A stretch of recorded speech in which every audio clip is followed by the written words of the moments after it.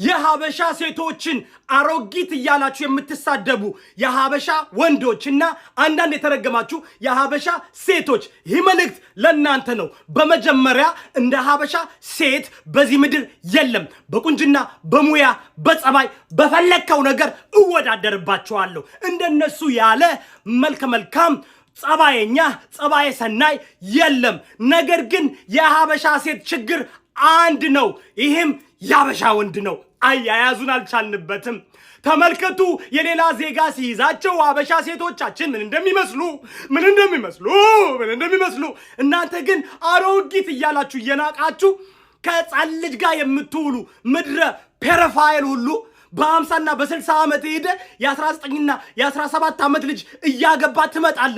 ምክንያቱም አንተ ሕፃን ልጅ ነህ። ሕፃን ልጅ ደግሞ የሚፈልገው ወተት ነው። ሕፃን ልጅ የሚፈልገው ወተት ነው። ወይን አይችልም። ትክክለኛ ወንድ ከሆንክ ግን ቆፍጠን ያለች ወይን ነው የምትፈልገው። ወይን ጠጅ ነው። ሀበሻ ሴት ማለት ወይን ጠጅ ማለት ናት። እንዲያውም እያማረባት የምትሄድ ነው። ነገር ግን የሚንከባከባት ያስፈልጋል። ችግሩ እኮ አንተ ወይኑን በወተት ማስቀመጫ እያስቀመጥከው እኮ ነው።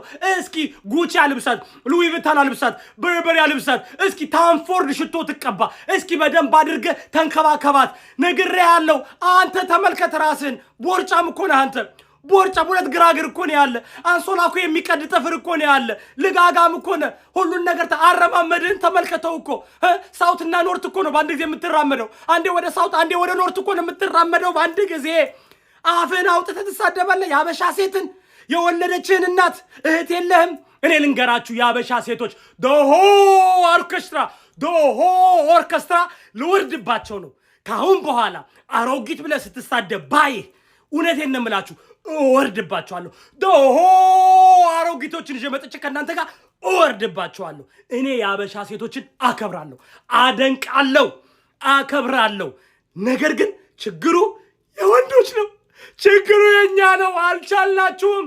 እኛ ከእናንተ ጋር መራመድ አቅቶናል። የሀበሻ ሴቶች እኮ አይቻሉም። ተመልከቷቸው።